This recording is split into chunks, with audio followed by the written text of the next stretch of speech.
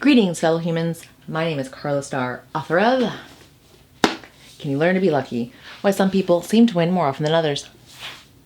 On today's episode of the Star Report, the less you have to prove, the more you can do. The idea is called contingencies of self-worth.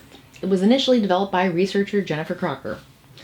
So, you may have noticed that even though we have a global self-esteem, right, generally how we evaluate ourselves, how you feel about yourself can also fluctuate depending on feedback that you might get in different areas of life. When we're young, we might feel that getting approval or attention is somehow dependent on reaching certain tasks, doing certain things, reaching certain requirements. So, Crocker initially identified 7 different areas: family support, academic achievement, competition, social support or social approval, appearance, God's love, and virtue. So, say you feel like you need to do one of these things to be worthy. Why is that bad? So many reasons. Number 1, it means that your self-esteem is unstable. It means that you feel like you have to do certain things to feel worthy about yourself.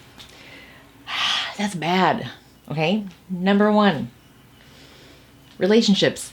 It destabilizes them. Why? You start looking at other people as competitors.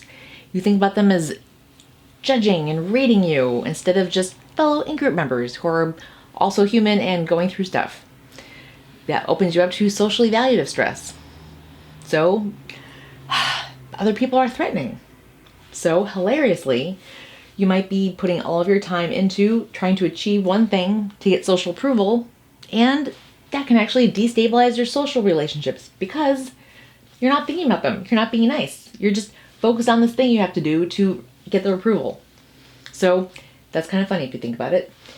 And another way that it's really bad is if you put all of your self-worth on doing something or achieving some goal, and then you start thinking like you might not attain that goal.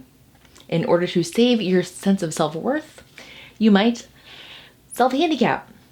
You might start procrastinating. You might start doing things that would allow you to externalize your failure.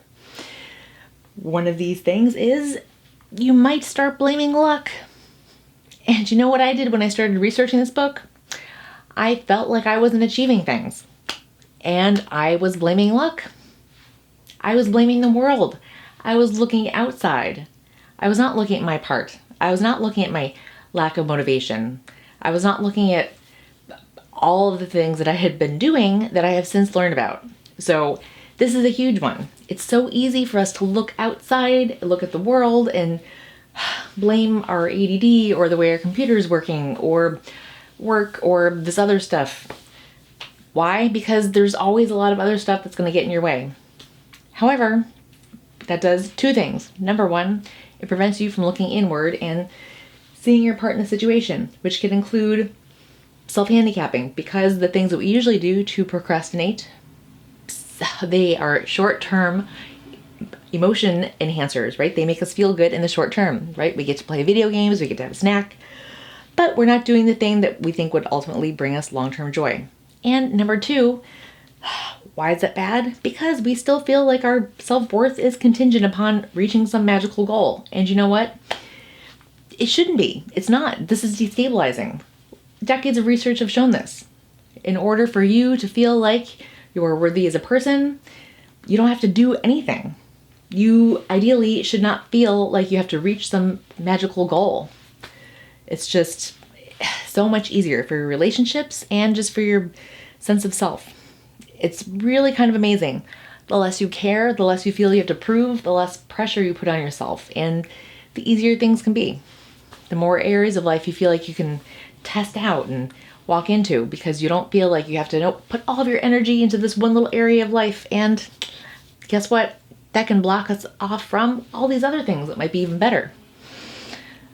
So, the less you prove, the more you can do. Thank you. I love you. And I'll see you next time.